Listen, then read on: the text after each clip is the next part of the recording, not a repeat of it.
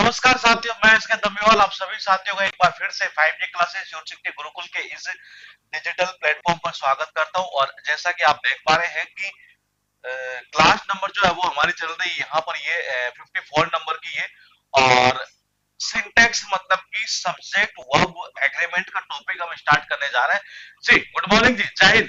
Sound अगर ठीक है तो जरा एक बार कमेंट कर दीजिएगा ताकि हम क्लास को जल्दी से जल्दी स्टार्ट कर सकेंगे।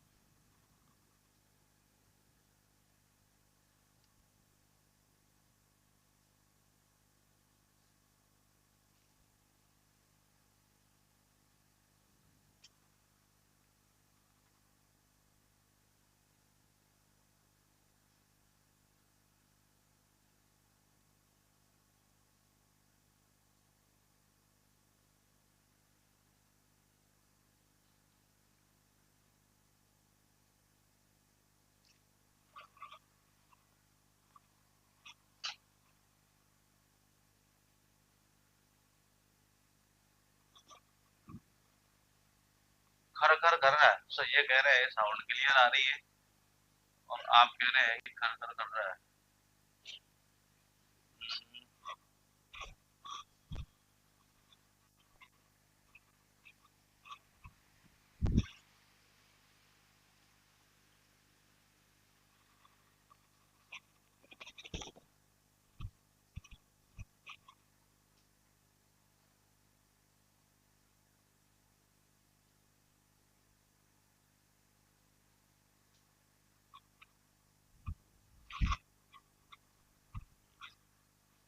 अब सही है क्या? एक बार बताइएगा। शायद अब सही होना चाहिए साउंड ये।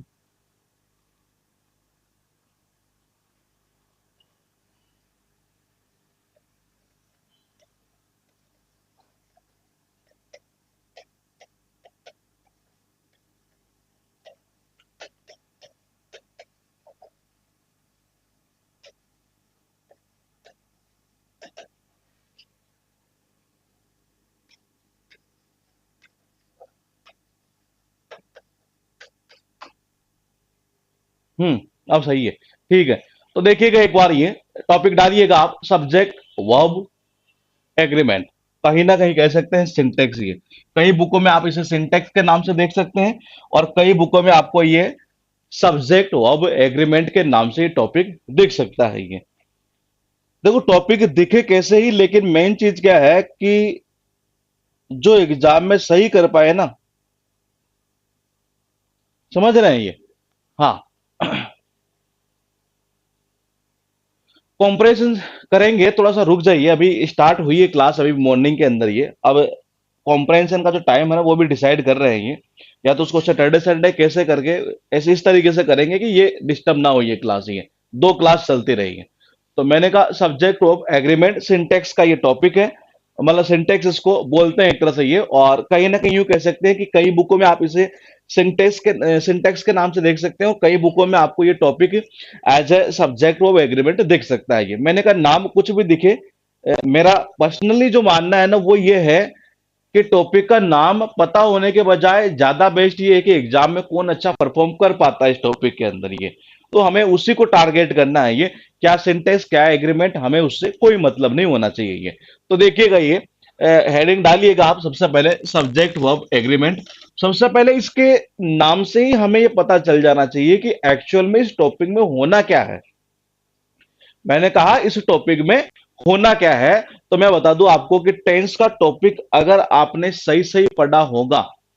कौन सा टॉपिक? टेंस का टॉपिक ये। तो यूं मान के चलिए कि ये टॉपिक आपका 99% तो आपको आ चुका है। बस कुछ पॉइंट होते हैं, वो पॉइंट हमें यहां पर याद करने पड़ते हैं ये।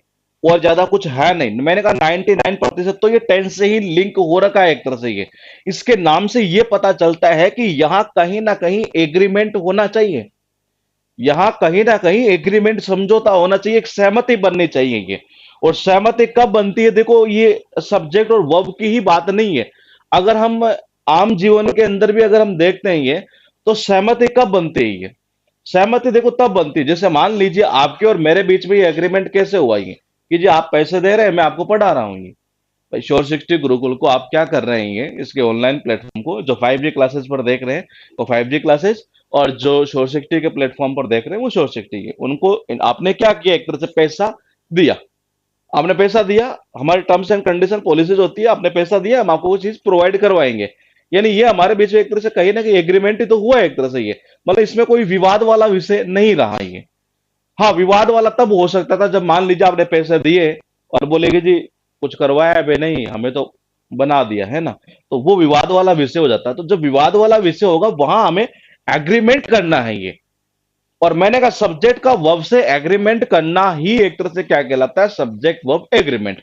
कुल मिलाकर ये कह सकते हैं कि वर्ब का किसके अकॉर्डिंग, सब्जेक्ट के पर्सन या नंबर के अकॉर्डिंग, मतलब सब्जेक्ट के पर्सन या नंबर के अकॉर्डिंग वर्ब का आना, that is called subject verb agreement. ये बोले कि जी ये चीज क्या बोली आपने ये, कि वर्ब का सब्जेक्ट के पर्सन और नंबर के आधार पर आना। ये मैंने कहा सब्जेक्ट जैसे मान लीजिए आपका सिंगुलर है जी, ये मैंने कहा क्या है, सिंगुलर, तो वर्ब कैसी आनी चाहिए, सिंगुलर आनी चाहिए।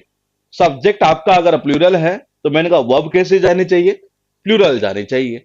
तो ये तो एक बेसिक चीज सबको पता है ये। और मैंने कहा ये टॉपिक अब तक जितने हमने 4 टॉपिक पढ़े हैं नहीं, उनमें जितने क्वेश्चन किए होंगे उसके डबल 3 गुना क्वेश्चन यहां आपको देखने को मिलेंगे। ये इसमें मतलब प्रैक्टिस बहुत सारी करवानी पड़ती है ये, और टॉपिक बहुत इंपॉर्टेंट भी है ये। तो मैंने कहा ये चीज कहलाती है सब्जेक्ट वर्ब एग्रीमेंट ये। और देखो है कुछ नहीं, मैं फिर बता रहा हूं आपको ये, इसमें स्टूडेंट क्या है कि जब टॉपिक को पढ़ता है ना तब भी समस्या यही रहती है, कर लेता है, एग्जाम में जाते ही भूल जाता है ये, जबकि ऐसा कुछ है ही नहीं, जबकि ऐसा कुछ है ही नहीं है। मैंने आपको बेसिक क्लास के अंदर कुछ कुछ चीजें बताई थी, मैं आज आपको फिर एक बार दोहराऊंगा, क्योंकि वही काम की चीजें हैं इस पूरे टॉपिक के अंदर ये। अगर हम बात करें सबसे पहले प्रेजेंट सिंपल टेंस की है, हाँ मैंने कहा प्रेजेंट सिंपल टेंस की है। मैं देखो ध्यान रखिएगा, टॉपिक को स्टार्ट करने से पहले मैं ये चाहता हूं कि दिमाग में आपके वो चीजें डाल दी जाए जो वाकई में इस टॉपिक को लिंक कर देगी ये। अगर मैं प्रेजेंट सिंपल टेंस की बात करूं तो उसकी हेल्पिंग वर्ब क्या थी, डू या डज। मैंने कहा उसकी जो हेल्पिंग वर्ब थी वो क्या थी बाबा, डू या डज। तो मैंने कहा इसकी हेल्पिंग वर्ब क्या थी, डू या डज। प्रेजेंट सिंपल की सबको पता है ये, बोली हेल्पिंग वर्ब क्या थी, डू या डज। अब मैंने कहा डू सबको पता है कि प्लूरल के साथ में, डज सबको पता है कि सिंगुलर के साथ में आना है ये। अच्छा एक चीज और थी प्रेजेंट सिंपल टेंस में, अगर आपको पता हो ये, तो मैंने कहा एक चीज और थी हाँ मैंने कहा एक चीज और थी क्या, कि जैसे हम नॉर्मल सेंटेंस बना रहे थे ना, वहां पर क्या हो रहा था कि सिंगुलर सब्जेक्ट के साथ में वर्ब की फर्स्ट फॉर्म में एस या ईएस, कुछ ऐसा लग रहा था ये। और अगर हम प्लूरल सब्जेक्ट की बात करें तो वहां वर्ब के अंदर हम एस और ईएस नहीं लगा रहे थे। अब एक चीज बताऊं मैं आपको ये, थोड़ा सा और आगे चल लेता हूं फिर बताता हूं ये। आगे चलते हैं प्रेजेंट कॉन्टिन्यूअस टेंस के ऊपर। वहां जब हम चलते हैं तो वहां भी ये देखते हैं कि वहां सिंगुलर वर्ब कौन से थे, इज, कौन से थे, इज। यानी मतलब या यूं कह सकते हैं एक तरह से ये कि प्रेजेंट कॉन्टिन्यूअस की जो हेल्पिंग वर्ब थी वो थी इज, एम, आर। ये आपको सबको पता है ये। आर किसके साथ, प्लूरल के साथ। एम किसके साथ, आई के साथ। और इज किसके साथ, ही, सी, इट। और कोई भी सिंगुलर नेम होगा, कोई भी सिंगुलर नाउन होगा तो उसके साथ में हम ये लगाया करते थे ये क्यों बता रहा हूं अभी आपको थोड़ी देर बाद में पता चलेगा ये। उसके बाद थोड़ा सा और आगे चलते हैं, प्रेजेंट परफेक्ट की तरफ जब जाते हैं ये, तो वहां हेल्पिंग वर्ब क्या थी, हैज या हैव। हैज मतलब वही सिंगुलर के साथ, और हैव वही प्लूरल के साथ में, ये कुछ इस तरीके से ये। आगे चले, परफेक्ट कॉन्टिन्यूस को देखने की जरूरत नहीं है क्योंकि हैज है ऊपर आ चुका है इधर ये। अब चलेंगे हम पास्ट सिंपल टेंस पर। मैंने कहा पास्ट सिंपल टेंस की अगर हम बात करें तो पास्ट सिंपल टेंस के अंदर क्या होता था, हेल्पिंग वर्ब तो आते थे डिड। हेल्पिंग वर्ब तो कौन से आते थे, डिड। नॉर्मल सेंटेंस की बात करें वहां तो हम यूं कह सकते हैं कि मेन वर्ब की सेकंड फॉर्म हम लगाते थे ये। अब मैं आपसे यहां ये क्वेश्चन पूछूंगा, क्या एग्जाम के अंदर, मैंने कहा क्या एग्जाम के अंदर पास्ट सिंपल से रिलेटेड सब्जेक्ट वर्ब एग्रीमेंट का कोई क्वेश्चन आ सकता है क्या। मैं मेरा जो क्वेश्चन है वो आपसे ये है, मैं फिर कह रहा हूं ये बेसिक है, तो लेकिन यही पूरी जान होगी पूरे टॉपिक में, आप यही चीज देखेंगे जो आज मैं आपको बता रहा हूं, नहीं है पूरे टॉपिक में यही चलेगा और कुछ है ही नहीं इसमें ये। और मैंने कहा बहुत सारे क्वेश्चन एग्जाम में इसके पूछ जाते हैं ये। तो मैंने कहा मैं आपसे ये पूछना चाहता हूं, आपका जो आपका व्यू करे वो आप वो बता सकते हैं, गलत या सही उसके टेंशन कभी नहीं लेने चाहिए। ईमानदारी से अपने एफर्ट लगाकर आप ये बताइए, क्या पास्ट सिंपल से रिलेटेड क्वेश्चन आ सकता है क्या कि सब्जेक्ट का मैं वर्ब से एग्रीमेंट करूं? अगर आप बता पाएंगे तो मजा आएगा ये।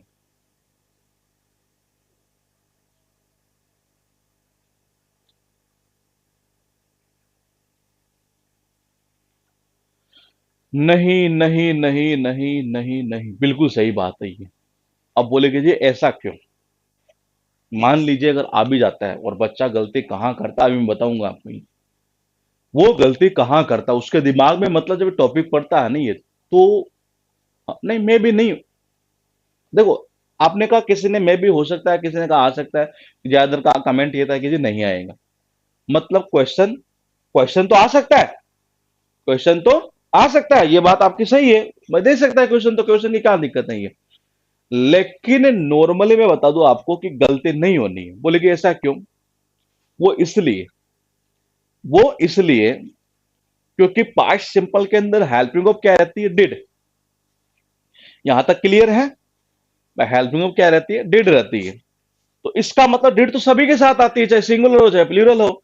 इसका मतलब यहां से क्वेश्चन उठाने के चांसेस जो है ना ये, वो न के बराबर हो जाते हैं ये। और यहां स्टूडेंट कई बार गलती भी कर जाता है, वो क्या करेगा अभी हम देखेंगे ये। अब थोड़ा सा फिर आगे चलते हैं ये। पास्ट कॉन्टिन्यूस के अंदर हम हेल्पिंग ऑफ यूज करते हैं वोज या वर्ब, यहां उठेगा। यानी जहां जहां जिस टेंस के अंदर आपको ऐसी हेल्पिंग वर्ब या मैन वर्ब देखने को मिले कि जिस सिंगुलर के साथ में ये आता है और प्लूरल के साथ में ये आता है, तो 100% मान के चलिएगा वहां से एग्रीमेंट के क्वेश्चन बनेंगे। मैंने कहा क्वेश्चन वहीं से बनना है जिस जिस टेंस में ऐसा हो कि जी ये सिंगुलर के साथ आता है और ये प्लूरल के साथ आता है। 100% क्वेश्चन वहीं से बनना है। अब तक हमने कितने देखे? 3 टेंस। कौन कौन सा? प्रेजेंट के अंदर simple, continuous, perfect. Perfect continuous को छोड़ दीजिए, क्यों बनेगा यहां से, लेकिन इसके हेल्पिंग को वो हैज बीन या हैव बीन, हैज या है वही चलता है, वो पास्ट परफेक्ट में, प्रेजेंट परफेक्ट में ऑलरेडी आ चुका है ये हमने देखा। पास्ट सिंपल से नहीं बनेगा, बना सकता है कोई दिक्कत नहीं, लेकिन एरर वाला पार्ट नहीं बन पाएगा वहां। आगे चलते हैं ये। पास्ट कॉन्टिन्यूस में भी क्या होता है? वाज या वर, वाज या वर, यहां से बनेगा फिर क्वेश्चन ये। अब चले थोड़ा सा आगे और पास्ट परफेक्ट की तरफ, ये वहां क्या था? हेड। बताओ बनेगा नहीं बनेगा? बना सकता है लेकिन एरर नहीं होगी। मैंने कहा क्वेश्चन बना सकता है, बनाने की कोई दिक्कत नहीं है, लेकिन एरर नहीं होगी।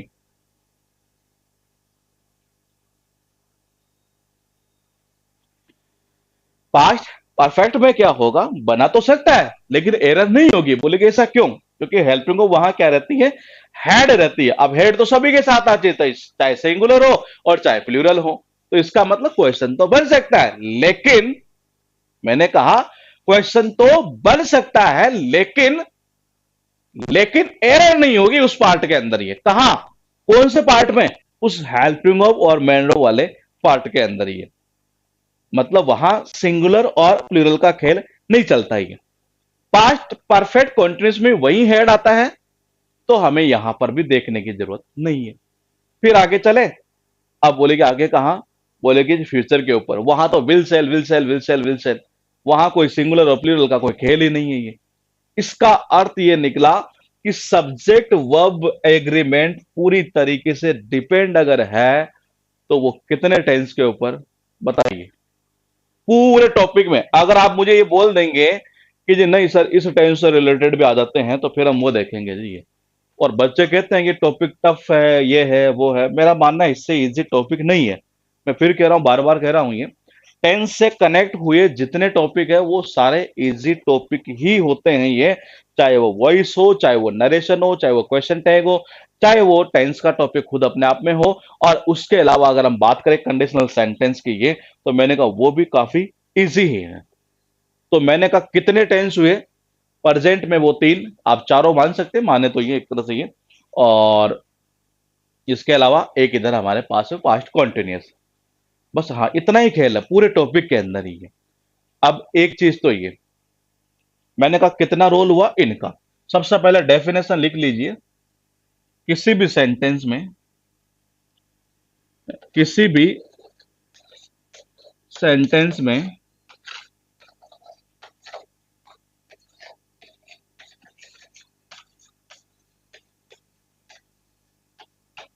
किसी भी सेंटेंस में वर्ब का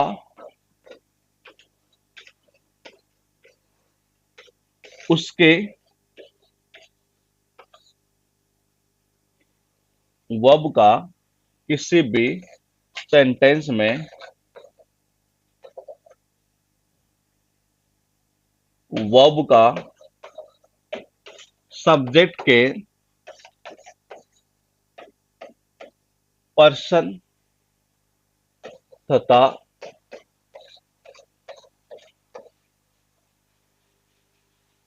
ये बंद कर देना बाहर से ये,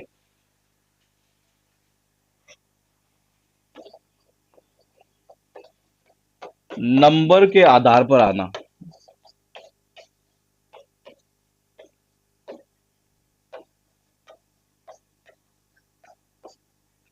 ही सब्जेक्ट वर्ब एग्रीमेंट कहलाता है। सब्जेक्ट वर्ब एग्रीमेंट कहलाता है। मैंने आपको जब बेसिक की क्लास पढ़ाई थी ये, तो उस बेसिक की क्लास में मैंने एक चीज और बोली थी आपसे ही। वो ये बोली थी, आप इसे नोट करिएगा, मैं जब तक बोलता रहता हूं मेरा, कि जिसकी बात होती है वह उसके अकॉर्डिंग आया करती है ये। तो वो पॉइंट यहीं पर काम करेगा ये। कैसे काम करेगा अभी हम देखेंगे। फिलहाल एक बार आप इसकी डेफिनेशन लिखिएगा कि किसी भी सेंटेंस में वर्ब का सब्जेक्ट के पर्सन तथा नंबर के आधार पर आना ही क्या कहलाता है, सब्जेक्ट वर्ब एग्रीमेंट कहलाता है ये।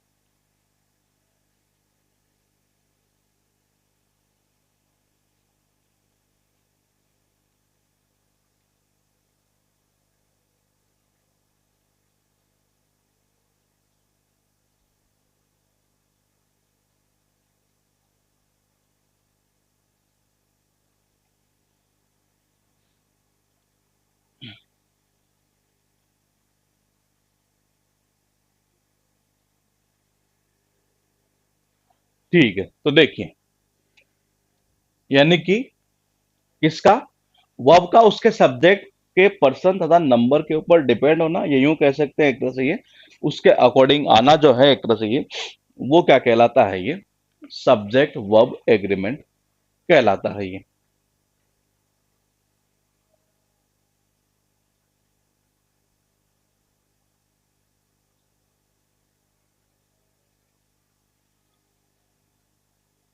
ठीक, अब देखिएगा, अब मैंने क्या बोला अभी आपसे, कि जिसकी बात होगी ना वर्ब उसके अकॉर्डिंग है। मैंने कहा जिसकी बात होगी वर्ब उसके अकॉर्डिंग है। अगर मान लीजिए एक एग्जाम में क्वेश्चन पूछा हुआ है ये, और मैं आपसे यहां पर इस जगह ये पूछना चाहूंगा कि आप मुझे ये बता पाएंगे कि यहां बात हो किसकी रही है। अभी नोट मत करना ये, मैं थोड़ा सा टॉपिक को एक बार डीप में ले जाता हूं ये, ताकि चीजें पूरी अच्छी तरीके से क्लियर हो जाए। मतलब डीप वो भी नहीं है, टेंशन में मत आना कि पता नहीं क्या डीप आ गया है नहीं ये। तो मैंने कहा चीजें बड़ी बेसिक से सीखेंगे तो मजा आएगा, ये क्वेश्चन आप इजीली कर पाएंगे ये। मैंने कहा मैं एक सेंटेंस लिखता हूं और वो एग्जाम में पूछा हुआ है द, या पहले इसकी डेफिनेशन जो है ना ये, डेफिनेशन के अकॉर्डिंग हम एक काम कर लेते हैं।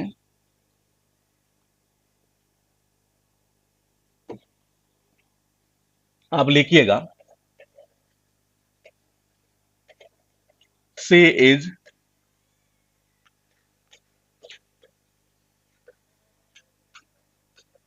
प्लेइंग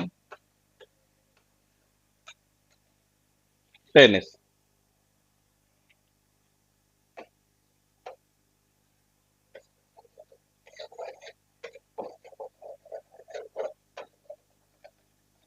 दे वर वॉचिंग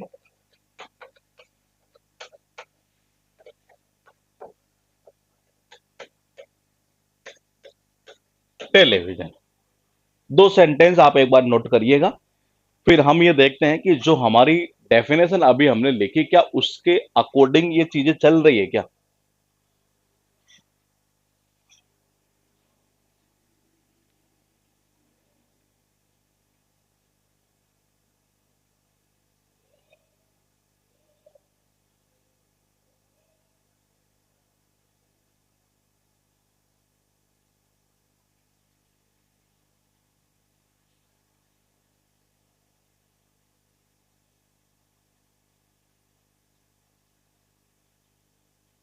ठीक है, देखिए, सबसे पहले अगर हम यहाँ टेंस की अगर बात करें तो यहाँ टेंस आ रहा है ऊपर वाले सेंटेंस के अंदर। वो आ रहा है आपका प्रेजेंट कॉन्टिन्यूस टेंस। ये आप यहां ये देखिए कि देखिए यहां जो ये वर्ब आ रहे हैं ना, ये वो किसके अकॉर्डिंग आई है, वो आई है इसके अकॉर्डिंग। और सी के साथ इज अपनी जगह सही है। और अभी हमने डेफिनेशन ये लिखी, किसी भी सेंटेंस के अंदर वर्ब का उसके सब्जेक्ट, जिसका सब्जेक्ट है उसके पर्सन या नंबर के आधार पर आना, या उसके सब्जेक्ट के आधार पर आना, आप ऐसे भी कर सकते हैं। ये थोड़ा सा और इजी हो जाएगा। मैंने कहा सी के साथ इज आता है क्या, बोलेगे ये आता है। तो इसका मतलब ये है कि यहां सेंटेंस सही है पूरी तरीके से। ये इसी को क्या बोलते हैं, एग्रीमेंट। मान लीजिए यहां ऐसे कर देता, किसी के साथ में आर लगा देता, जो कि गलत होता, फिर दोनों के आपस में बनते नहीं, इनके ये एग्रीमेंट हो ही नहीं पाता इन दोनों की ये। तो मैंने कहा कि इसका मतलब एग्रीमेंट फिर दोनों के बीच में नहीं हो पाता ये। तो यानी कि सी इज अपनी जगह सही है। अब हम बात करते हैं नीचे वाले में। ये यहां क्या आ रहा, दे। मैंने कहा क्या आ रहा है, दे। और दे के साथ क्या वर सही है, बिल्कुल सही है। मैंने कहा टेंस कौन सा चल रहा है, यहां पास्ट कॉन्टिन्यूस टेंस ही है। मैंने कहा यहां टेंस कौन सा, पास्ट कॉन्टिन्यूस। अब देखो वर क्या है, प्लूरल है। और दे भी क्या होता है, प्लूरल होता है। तो इसका मतलब इन दोनों के सही सही बन जाएगी जी ये। इन दोनों के बिल्कुल सही सही बन जाएगी। यहां ये क्या था, ये सिंगुलर था। मैंने कहा ये यहां पर सिंगुलर है, और यहां ये भी क्या है, सिंगुलर है ये। तो इसका मतलब यह है कि दोनों के आपस में आराम से बन जाएगी जी ये। बनने का मतलब एग्रीमेंट हो जाना, सहमति बन जाना ये। और यही क्या कहलाता है, सब्जेक्ट वर्ब एग्रीमेंट कहलाता है ये। ये दो सेंटेंस आप नोट करिएगा और ऐसा एरो लगाकर भी बना लीजिएगा, प्लूरल प्लूरल और सिंगुलर सिंगुलर ये।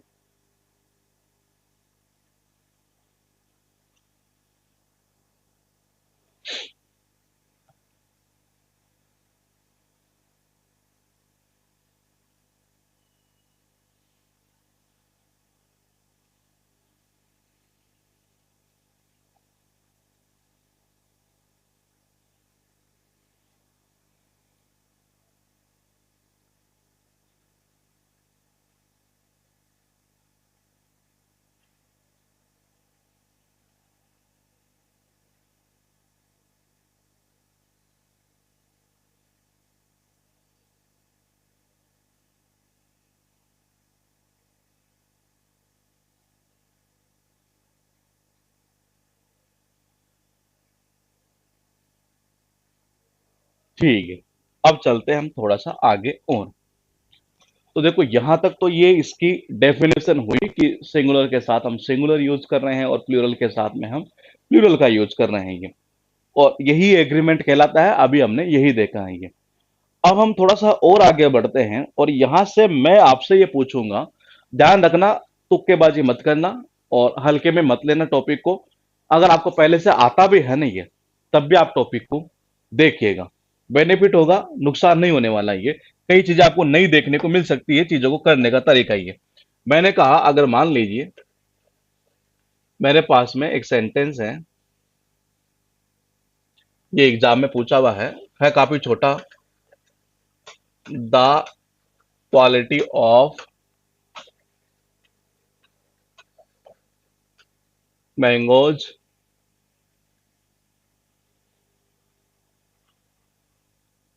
मैंगोज और यहां फिल इन द ब्लैंक्स के रूप में था इज एम आर, और आगे लिखा था गुड। ये सेंटेंस पूरा ऐसे है कि the quality of mangoes good, और यहां इसने ऐसे पूछ लिया कि आप यहां इज लगाएंगे कि एम लगाएंगे कि आर लगाएंगे, ये आपको मुझे बताना है। और अब देखना ये कि जो इन चीजों को समझ पाएगा ना, मैं फिर कह रहा हूं ये टॉपिक बहुत आसान है अगर इसको सही ढंग से पढ़ा जाए तो। ये और एग्जाम में जो क्वेश्चन है, जैसा कि मैंने बेसिक में बोला था, वही चीजें आपको अब यहां देखने को मिलेगी। आप आराम से देख लो, वो गलती मत करिएगा जो बाकी और स्टूडेंट करते हैं कि पढ़ तो सब लेते हैं सर, सिलेक्शन नहीं होता है। ये तो उसकी वजह ये है कि किस वे में आपने पढ़ा है, ये तरीका कौन सा था आपका ये। हाँ, अब आप मुझे ये बताइए, यहां अगर मैं इसके छोटे मोटे अगर हिंदी निकालूं तो शायद हम निकाल लेंगे। ये छोटा सेंटेंस है ना, इसलिए ये कहना चाह रहा है कि जो आम, मतलब जैसे मैं मार्केट में गया ना, ये तो मैं मार्केट में जाते मैंने दो ठेले देखे, ये आम लेने थे मुझे ये, और एक ठेला इधर था और एक ठेला इधर था। ये मैंने देखते ही बोल दिया, बोले यार इसके ये जो आम जो बेच रहा है ना, इसकी क्वालिटी बहुत अच्छी है। ये मैंने कहा ये जो आम बेच रहा है ना, ये इसकी क्वालिटी बहुत अच्छी है। ये देखो, जिस जिसका गलत जा रहा है ना, ये कहीं ना कहीं यूं कह सकते हैं या तो आपने बेसिक क्लास ढंग से नहीं देखी, या कहीं ना कहीं यूं कह सकते हैं कि आपने एक बार क्लास देख ली तो उसके बाद रिवाइज नहीं किया होगा नोट्स का। कहीं ना कहीं प्रॉब्लम कहीं ना कहीं हुई जरूर है, तो वो आप अपना एनालिसिस करिएगा एक बार ये। तो मैंने कहा, मैं जब गया मार्केट में तो मैंने देखा कि एक ठेला यहां था और एक इधर था ये, और मेरी नजर पड़ी इधर, यहाँ आम पड़े थे जी, ये बहुत सारे आम थे। ये डिजिटल आम है तो ऐसे ही बनते हैं ये। तो मैंने कहा ये आम पड़े थे और मैंने देखते ही ये बोल दिया, यार इसके जो आम है ना, ये इनके जो आम, इनकी क्वालिटी जो बहुत अच्छी है। बात किसकी कर रहा है ये, पॉइंट ये था। मैंने कहा बात हो किसकी रही है, पॉइंट ये है, और जिसकी बात हो अब उसी के अकॉर्डिंग, यही पॉइंट शुरू से बताते आ रहा हूं, बार बार बोलते आ रहा हूं। ये आपको ये मुझे बताना है कि यहां बात हुई किसकी है, क्वालिटी की हुई है या मैंगोज की हुई है। आराम से सोच समझ कर आंसर देना, जल्दीबाजी और तुक्केबाजी मत करना कि मुझे तो एरर निकालना आना है, एरर निकालना आना नहीं आएगा। मैंने कहा नहीं आएगा कब, अगर आप इसे तुक्केबाजी करेंगे, जल्दीबाजी में करेंगे तो। ये मैं आपको बेसिक चीजें पूछ रहा हूं, मैं इतना भी नहीं पूछ रहा आपसे कि बहुत ज्यादा बोले कि पता नहीं क्या ला दिए ये। तो मैंने कहा बात कर किसकी रहा है। हाँ, अपना अपना कमेंट करिएगा आप, ये कोई दिक्कत नहीं है, गलत जाएगा सही करेंगे, और सही जाएगा तो अच्छी बात नहीं है।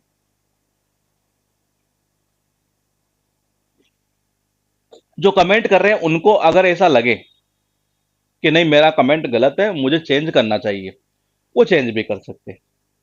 मैंने कहा जिसको ऐसा लग रहा हो कि मेरे कमेंट तो कर दिया लेकिन मुझे ऐसा लग रहा है कि नहीं ये हो सकता है, तो वो चेंज कर सकता है, और जिसको सही लग रहा है वो अपना सही कर सकता है। ये आपको बताना है बात हो किसकी रही है। हिंदी की पूछ लेता हूं यार, इंग्लिश की छोड़िए ये। मैं कहता हूं हिंदी की पूछ लेते हैं ये। मैं कह रहा हूं जैसे मैं गया और मैंने ये देखा, मैंने कहा जैसे मैं गया, जैसे मान लो किताब ही होती है एक तरह से ये, जैसे मेरे पास यहां पड़ी है अभी ये 5000 जो वर्ड पावर हमारी जो बुक चलती है एक तरह से ये। मैं जैसे ही गया और मार्केट में, और बुक्स पड़ी थी जी, ये इधर पड़ी थी एक बुक ये, और एक दूसरी बुक पड़ी थी वहां पर ये। ठीक है, मैंने जाते ही बोल दिया यार ये जो बुक है ना 5000 वर्ड पावर, ये इसकी जो पेजेस है या इसका जो कंटेंट है वो बहुत अच्छा है। मैंने कहा मान लीजिए ये बुक है मेरे पास में, और मैंने क्या बोला कि यार इस 5000 वर्ड पावर वाली जो ये बुक है, इसका जो कंटेंट है ना वो बहुत अच्छा है। चलो बताइए मैं बात किसकी कर रहा हूं, ये मैं बुक की बात कर रहा हूं या इसके कंटेंट की। आपको ये बताना है कि मैं इस बुक की बात कर रहा हूं या कंटेंट की बात कर रहा हूं। ये बताइए, आपको यह बताना है कि मैं इस बुक की बात कर रहा हूं या इसके कंटेंट की। बताइए, अब तो समझ पाएंगे। अब तो लाइव एग्जाम्पल ही दे दिया एक तरह से, आम तो नहीं थे मेरे पास में यहां। तो मैंने कहा अगर आपके पास में ये एग्जाम्पल आ गया है कि अब यहां बात हो किसकी रही है, कंटेंट की कि बुक की। हाँ, बिल्कुल सही है, बुक की बात नहीं हो रही है, यहां बात किसकी हो रही है, कंटेंट की हो रही है। बिल्कुल सही था आपका ये। मैंने कहा यहां बात किसकी हुई, इसके कंटेंट की हुई, कि इसमें जो कंटेंट है ना वो बहुत अच्छा है, बुक की बात नहीं हो रही है, इसके कंटेंट की हो रही है। मैंने कहा अब यहां जब मैं देख रहा हूं तो यहां बात किसकी हो रही है, यहां बात किसकी हो रही है, क्वालिटी की हो रही है, ना कि आम की हो रही है। अरे आम तो इसके पास भी पड़े थे और उसके पास में भी है, 100 ठेले लगे हुए हैं, सबके पास आम है। लेकिन जो क्वालिटी इसकी थी ना सबसे अच्छी, ये कह रहा है सबसे क्वालिटी जो मैंगो की आम की, आम तो 100 ठेले लगे हुए हैं, मैं कहता हूं दो मत रखो, 100 कर लो। वो कह रहा है कि यार जो क्वालिटी है ना आम की वो किसकी, बोलेगी इस क्वालिटी जो ठेला है ना ये, इसकी क्वालिटी अच्छी है। यानी बात किसकी हो रही है, मैंने कहा इसकी क्वालिटी की बात की जा रही है यहां पर। ये किसकी क्वालिटी की अगर ये बात हो रही है तो इसका मतलब ये कि यहां इसकी बात नहीं हो रही है। यानी हमारा सब्जेक्ट कौन सा होगा यहां पर, ये कह सकते हैं ये है इसका मेन सब्जेक्ट। ही मैंने कहा इसका जो मेन सब्जेक्ट है एक तरह से वो कौन सा है, वो ये है जी, बात इसकी हुई है ना कि हुई है मैंगो की है। इसका मतलब यहां अगर अब आप वर्ब का यूज करेंगे तो आप मुझे बताइए कि मैं क्वालिटी के अकॉर्डिंग यूज करूंगा कि मैंगोज के अकॉर्डिंग। और फिर आप मुझे यह बताइएगा कि जो आप इसका आंसर हो उनके बाद में इन तीनों में से यहां क्या चीज आएंगी। अगर आप ये चीज समझ गए, अगर आप ये चीज समझ गए तो पूरा टॉपिक आपके दिमाग में फिट करने की गारंटी अपनी है जी। मैंने कहा ये पॉइंट बस, और ये ऐसा भी नहीं है कि मैं कोई बहुत बड़ी चीज आपको मैंने बता दी हूं, वही चीज है जो एक्चुअल में इस पूरे टॉपिक में अप्लाई करनी है ये।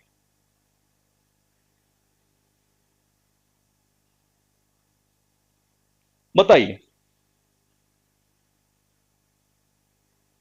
पहले पूरा बेसिक से समझेंगे इसको, चीजें कैसे चलेगी ये, धीरे धीरे रूल के ऊपर आएंगे। बिल्कुल सही है, बात किसकी हुई है यहां, क्वालिटी की बात हुई है। अब इसके अकॉर्डिंग क्या जाएगी आप मुझे बताइए, इज लगाएंगे, एम लगाएंगे, आर लगाएंगे, ये आप पर डिपेंड है, ये आप जो लगाएंगे हम उसी को सही कर लेंगे। ये बताइए।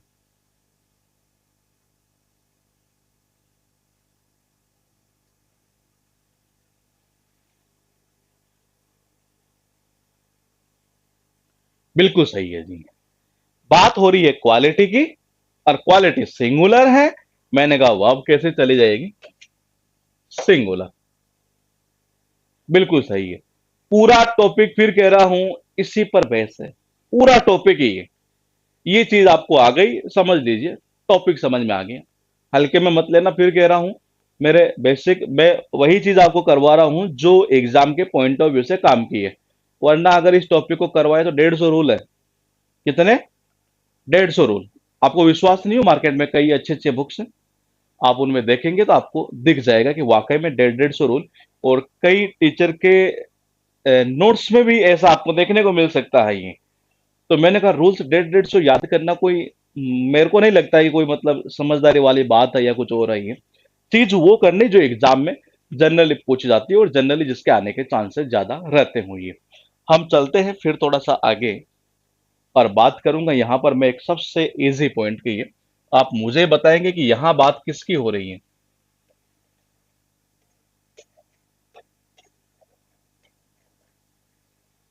सोच समझ कर देना आंसर, ये आराम से देना, कोई दिक्कत नहीं है।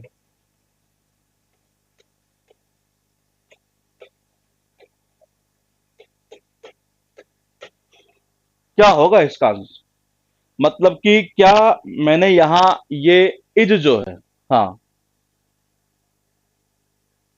मैंने कहा यहां जो मैंने ये इज लिखा है क्या वो सही है, या आपके अकॉर्डिंग इस इज की जगह ऐसा भी हो सकता है क्या। मैं एक बार ब्लैंक कर देता हूं, क्या इज लगाऊं, एम लगाऊं या आर लगाऊं।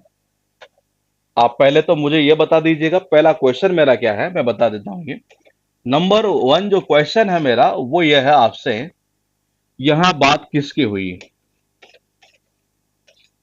पहली चीज मेरी ये है, फिर उसके बाद मैं थोड़ा सा और आगे चलूंगा। जिसकी बात हुई है उसके अकॉर्डिंग आप यहां वर्ब का यूज करेंगे, तो वो क्या यूज करेंगे? तीसरी चीज मेरी क्या है वो मैं बता दूं आपको। और जो मैंने चीज यहां लिखी है ना, ये मैंने कहा, जो मैंने यहां चीज लिखा है मतलब कि वन ऑफ माय फ्रेंड्स है डॉक्टर, ये रूल एक ऐसा रूल है, आप चाहे स्टेट का कोई एग्जाम दे रहे हो, चाहे आप एसएससी का कोई एग्जाम दे रहे हो, मतलब आप किसी भी एग्जाम को मान लीजिए, ये नॉर्मली आपको देखने को मिल ही जाता है ये। अब जैसे एमटीएस के पेपर स्टार्ट हो गए, इनमें किसी न किसी शिफ्ट के अंदर ऐसा देखने को मिल ही जाएगा। मैंने कहा इस रूल से ही रिलेटेड ये। और बच्चा क्या करता है, इसको रटता है, ये रटने वाली चीज नहीं है ये। मेरा तीसरा पॉइंट ये है कि क्या मैं यहां फ्रेंड्स की जगह फ्रेंड यूज कर सकता हूं? मेरे 3 पर्सन आपसे हैं ये, और आप मुझे इन 3 का जवाब देंगे। जी गुड मॉर्निंग जी दीपक। क्लास का जो टाइमिंग है वो मॉर्निंग में कर दिया गया है, और कल से ही हुआ है ये, तो इवनिंग के बजाय आप मॉर्निंग में देखा करिए।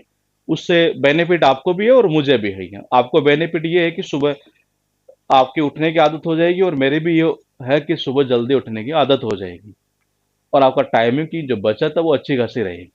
वन ऑफ माय फ्रेंड्स है डॉक्टर।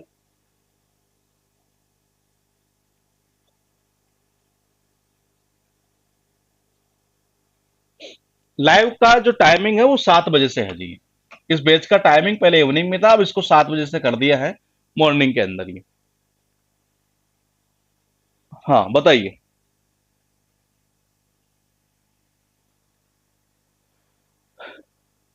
3 पॉइंट है। पहला क्वेश्चन ये है बात किसकी हुई। नंबर 2 ये है कि अगर बात जिसकी हुई है तो फिर आप वर्ब क्या लगाएंगे। तीसरा पॉइंट ये है कि क्या मैं फ्रेंड्स की जगह फ्रेंड यूज कर सकता हूं। मैं बता दूं, मिस स्पेल्ड के अंदर फ्रेंड वर्ड को एग्जाम में कई बार पूछा हुआ है।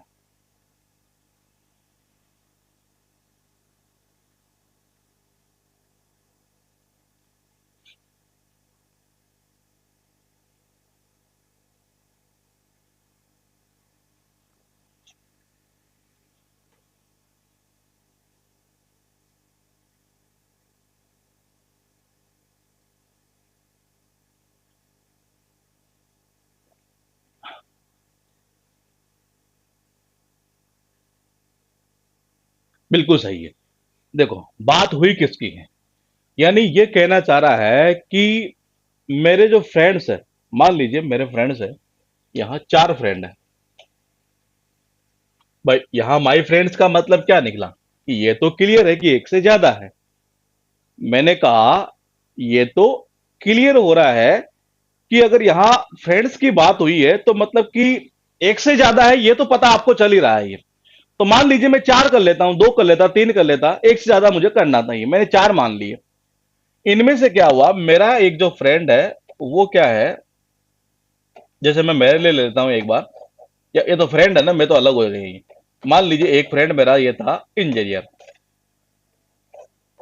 एक है आईईएस में सेलेक्ट हुआ हुआ, एक है डॉक्टर, एक है आईपीएस। मान लीजिए ये मेरे 4 दोस्त थे और मैं यहां हूं। इनमें से एक इंजीनियर है, एक आईईएस है, और एक डॉक्टर है, और एक आईपीएस है। आईईएस ये इंजीनियरिंग की सबसे बड़ी जो सर्विस होती है इंडिया में, ये वो आईईएस कहलाती है। ये वो आईएएस वो अलग है, प्रशासनिक सेवा वाला। तो मैंने कहा इनमें से कोई एक डॉक्टर है। आज मैंने क्या किया, इन चारों में से किसी एक के बारे में मैं बता रहा था। अरे बोले कि तेरे को पता नहीं है। बोले क्या। मैंने वो फ्रेंड मेरे साथ जो पढ़ते थे उनमें से एक तो डॉक्टर भी। बोले अच्छा हाँ। बोले कौन। बोले वो सुमित है। अच्छा हाँ। तो मैंने कहा मैंने बात किसकी की, इन चारों में से मैंने ना तो अभी इसकी बात की, ना मैंने इसकी बात की, ना मैंने इसकी की। मैंने तो इतना कहा कि जो मेरे जो मित्र है ना उनमें से एक डॉक्टर है, इसकी बात कर रहा था आज मैं ये। यानी बात किसकी हुई है, इस डॉक्टर की हुई है। किसकी। इस डॉक्टर की। और इसने क्या किया, इस डॉक्टर के लिए यहां ये बता दिया कि मेरे जो फ्रेंड्स है उनमें से कोई एक, और वो कौन, ये डॉक्टर, इसके लिए तो बता रहा है ये। यानी बात किसकी हो रही है, एक की हो रही है केवल, चारों की नहीं हुई यहां, बात एक की हुई है। अब एक की बात हुई है तो हम पॉइंट चलेंगे यहां, फिर कह रहा हूं पूरे टॉपिक में यही चीज घूमेगी, हर जगह याद देखिए गई है। मैंने कहा एक की बात हुई, अब वर्ब तो बोलेगी एक के लिए तो क्या, सिंगुलर यूज करते हैं। मैंने कहा मैंने कहा क्या यूज करते हैं, सिंगुलर यूज करते हैं। अब सिंगुलर यहां पर क्या है, इज है, तो यहां लगा दो इज। ये तो हुआ क्लियर यहां तक। मेरा क्वेश्चन था थर्ड नंबर, क्या मैं यहां फ्रेंड लिख सकता हूं फ्रेंड्स की जगह। आप मुझे ये बता दो, तब तो मान के चलिएगा कि एग्रीमेंट का एक रोल तो आपके दिल और दिमाग में फिट हो चुका है। मैंने कहा क्या मैं यहां फ्रेंड्स की जगह फ्रेंड लिख सकता हूं क्या, मेरा पॉइंट यही है। और आपको इसका रिप्लाई करना है, ये कईयों के कमेंट आ चुके हैं।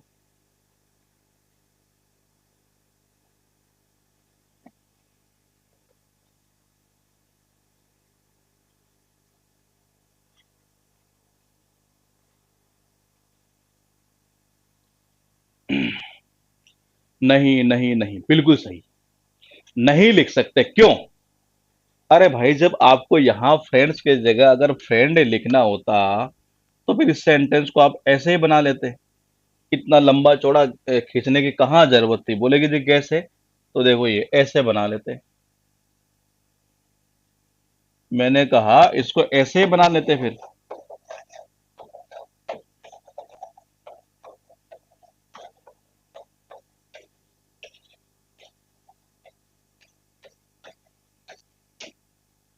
मैंने कहा नहीं लिख सकते, ये बिल्कुल सही है। अगर मान लीजिए, देखिए अब बोले कि क्यों नहीं लिख सकते, उसकी वजह जान लेते हैं। अगर मान लीजिए सेंटेंस ये होता कि my friend is a doctor, क्या सेंटेंस सही या गलत, पहले आप बताइए, फिर आगे चलेंगे। क्या ये सेंटेंस सही है। मैंने लिखा माई फ्रेंड। अभी आप देखिएगा चीजें बहुत आसान है, इनको अगर सही ढंग से पढ़ा जाए तो। ये इज एन आईएएस, एक को लिख लेते हैं,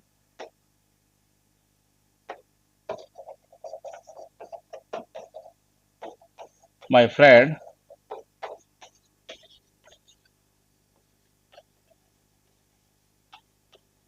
इज एन इंजीनियर।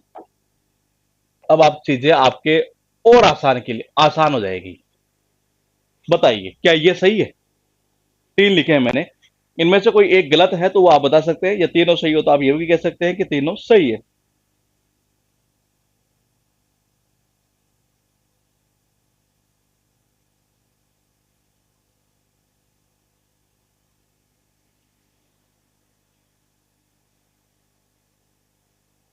वोकेब वाला जो बैच है किरण वाला, वो कल से कर देंगे, आज से करते हैं लेकिन थोड़ा सा धीरे धीरे, अब आज से स्टार्ट हुई है नहीं है, तो अब कर देंगे ये, अब दिक्कत नहीं आएगी ये। ग्रामर वाला स्टार्ट हो चुका है ये। और स्टैटिक जीके में जिनका एडमिशन है उसकी जो क्लासेज है वो हम आज से स्टार्ट करने वाले थे, लेकिन अब उसका हमने ये डिसाइड किया है कि सैटरडे संडे करेंगे, ताकि एक जो हम इंग्लिश की क्लासेस डिस्टर्ब ना हो, ये इस वजह से ये। तो उन क्लासेज को अब हम जो है वो सोच रहे हैं सैटरडे और संडे को ही लगाने की है, 2-2 घंटे की। बिल्कुल ये सेंटेंस तीनों अपनी जगह सही है। मान लीजिए मेरे तीन दोस्त है, मैंने कहा मेरा एक मित्र है ना, वो एक डॉक्टर है, एक आईएएस है, एक इंजीनियर है।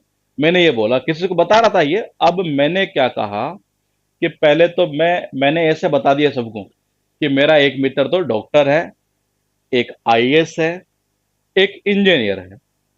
मैंने सबको ये बता दिया कि एक ये है एक ये है। किसी दिन कोई बैठा था, मुझे क्या करना था कि इन तीनों को, मैंने देखा यार तीनों के इतने माथा फोड़ी क्यों नहीं, मुझे इनमें से डॉक्टर के बारे में बताना था ये। तो फिर मैंने क्या बोला, देखो my friend my friend my friend my friend, क्योंकि मैं एक एक की बात कर रहा था तो कोई दिक्कत नहीं थी। अब मैं क्या कर रहा हूं कि इनमें से किसी आज मुझे किसी ने कहा, अरे यार वो तेरा वो एक दोस्त है, वो क्या है, अच्छा वो, अरे वो मेरे जो जितने दोस्त है ना, हाँ उनमें से वो एक आज डॉक्टर है। ये इसका मतलब ये है, अगर मुझे अकेले के बारे में बताना होता तब तो मैं ऐसे ही बोल देता डायरेक्ट। लेकिन मैंने क्या बोला कि जितने मेरे दोस्त थे, मैंने कहा जितने मेरे दोस्त थे उनमें से माय फ्रेंड्स। अब जाहिर सी बात है, हाँ स्टेटिक, हाँ जीके ट्रिक से कॉन्सेप्ट से, और ऑब्जेक्टिव होगी वो जो बैच है वो सैटरडे संडे को लेंगे हम ये। पहले हम एक्चुअल में इसको 5 डे वीक कर रहे थे, लेकिन उसमें समस्या ये आ रही थी, मुझे ऐसा लग रहा है कहीं ना कहीं मेरे इंग्लिश के बैच जो है ना वो ज्यादा अफेक्ट कर सकते हैं ये, और वो मैं किसी भी सूरत में नहीं चाहता ये कि वो क्वालिटी यहाँ बिगड़े ये।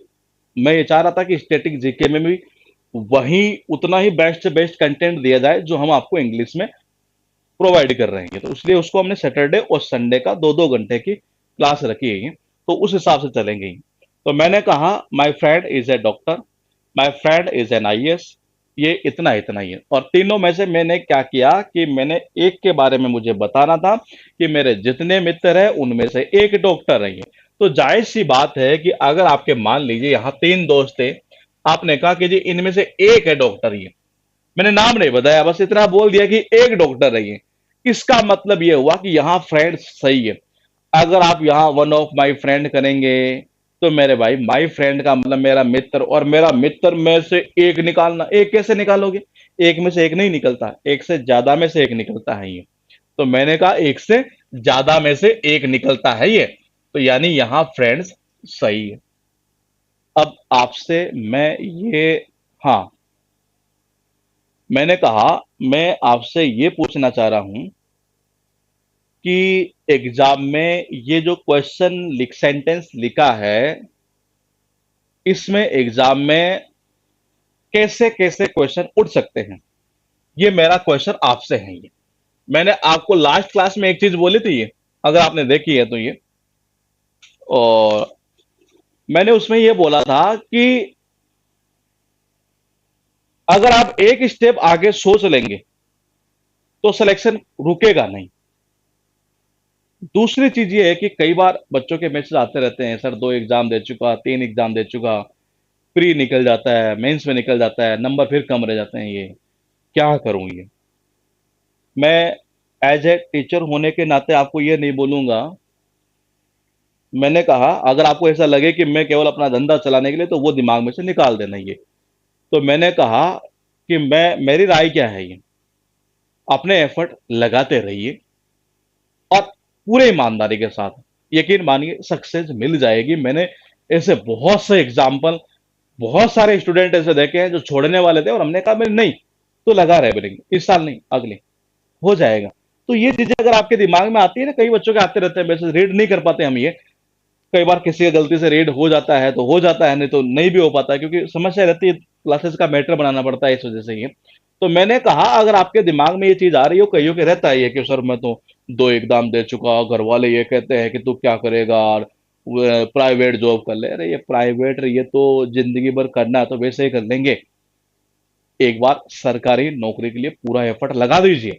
मैंने कहा प्राइवेट का दिमाग में आए नहीं, ये तो ये सोच लेना, बोले कि ये तो जिंदगी में करना ही है, अगर करना ही है तो फिर ये भाई करेंगे तो बाद में कर लेंगे, नहीं है पहले अपना पूरा एफर्ट इतना लगा दो इधर कि सिलेक्शन हमें लेना ही है ये।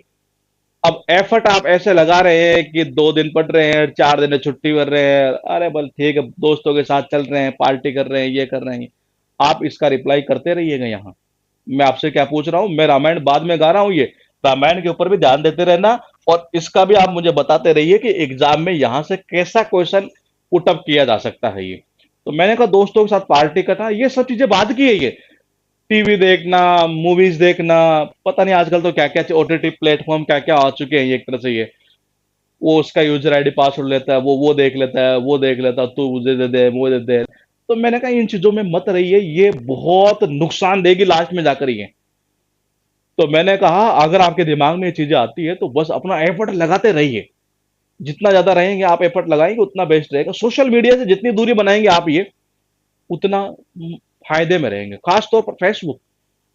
मैंने कहा खास तौर पर फेसबुक, वो एक ऐसी चीज है जिसका नशा ये है कि आप चलाते रहेंगे, पता नहीं चलता 2 घंटे 3 घंटे कब निकल गए। वो ऐसा नशा है ये। मैंने कहा मैंने अब तक जितने प्लेटफॉर्म देखे उनमें सबसे मतलब इस प्लेटफॉर्म को ये देखता हूं मैं कि जिसको पता ही नहीं चलता कि 2-3 घंटे कब निकल गए, कितने लाइक आए, कितने कमेंट आए, किसने लव इमोजी वाला भेजा, क्या क्या भेजा नहीं। तो मैंने कहा इन चीजों में मत रहिएगा आप ये। हाँ, कमेंट में आ रहे हैं ये एरर के लिए, देखो क्या क्या आ सकता है ये। वन ऑफ दा कर सक नहीं, वन ऑफ दा वाला मत सोचिए अभी आप ये। आप, मैंने कहा एडवांस में इतना मत जाइए अभी। अभी जो चीज लिखी है वहां तक सोचिए। ये देखो क्या कर सकता है ये। पहला पॉइंट तो ये कर सकता है कि वो हो सकता है इज की जगह आर कर देता। पहला पॉइंट। मैंने कहा, मतलब मैं ये नहीं कह रहा कि वन ऑफ वाले में केवल एज ही आएगा, मेरा सेंस समझिएगा एक बार आप ये। पहला तो ये कर सकता था कि वो, मान लीजिए यहां कोई वर्ब आती और उसको प्लूरल डाल देता ये, जबकि आना कैसा है, सिंगुलर आना है ये। पहली चीज तो ये कर सकता है ये। बोले और क्या कर सकता है, यहां कर सकता है फ्रेंड्स की जगह फ्रेंड कर देता यहां, और वहां सिंगुलर वर्ब डाल देता ये, तो एरर यहां कर देता। मैंने कहा एरर कहां, यहां कर देता ये। और एरर यहां भी हो सकती थी, दो ही जगह यहां पर एरर संभव थी। आपको ये स्टेप अगर आप हर क्वेश्चन में इस टॉपिक में सोच लेंगे, इसी में नहीं हर टॉपिक में, ये आप एक स्टेप आगे सोच लो कि एग्जाम वाला क्या कर सकता है।